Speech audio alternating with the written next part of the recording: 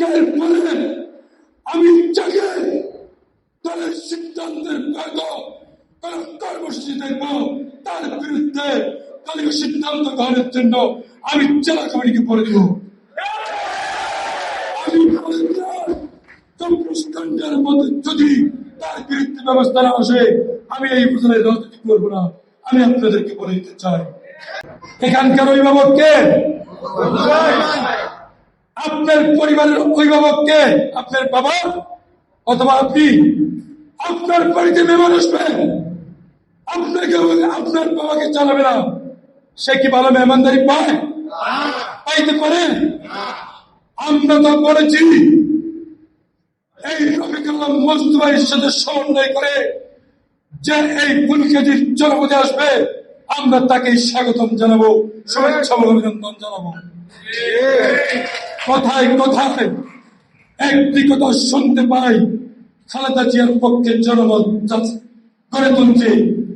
খালেদা জিয়ার পক্ষে জনমতের প্রয়োজন আছে। বাংলাদেশ মানেই খালেদা জিয়া।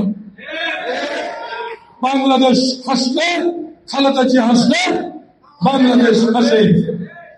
খালেদা জিয়ার পক্ষে জনমত সংগ্রহের লক্ষ্য নিয়ে এইসব কথা বলে সুশৃঙ্খল এই দলটিকে আর মতভেদে নিয়ে যাবেন না। আমি আপনাদেরকে সবিনয় অনুরোধ করতেছি, আমরা শুধু রফিকুল্লাহ মুস্তফার সিদ্ধান্তের অপেক্ষা আছি। তিনি যদি বলে এই ধরনের অপপ্রচার আমরা সহ্য করব না, জাতীয় যুবদল সহ্য করবে না। আপনার যারা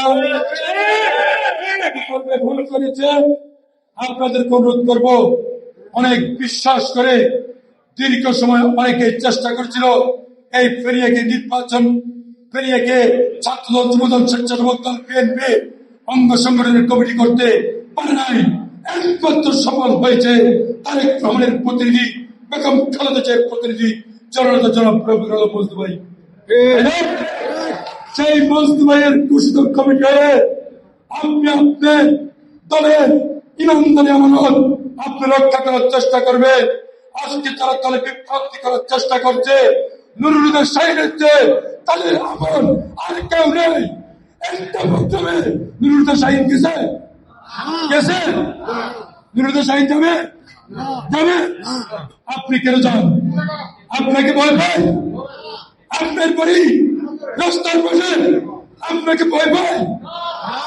আমি ফরিদ কাউকে ভয় পাই নাই। আমি এখন ফরিদ না, আমি জাতীয়তাবাদী যুবদল ফুলগাজী উপজেলার আহ্বায়ক। আজকের পরে আমি যাকে দলের সিদ্ধান্তের বাইরে কোন কর্মসূচি দেখব তার বিরুদ্ধে দলীয় সিদ্ধান্ত গ্রহণের জন্য আমি জেলা কমিটিকে বলে দিব। আমি চব্বিশঘণ্টার মধ্যে যদি তার বিরুদ্ধে ব্যবস্থা না আসে আমি এই উপজেলায় রাজনীতি করবো না। আমি আপনাদেরকে বলে দিতে চাই, আমরা একটি কথা স্পষ্ট জানিয়ে দিতে চাই, যেটুক হয়েছে হয়েছে, আর কেউ নিজ নিজ অবস্থান থেকে নিজেদেরকে বিতর্কিত করেন না।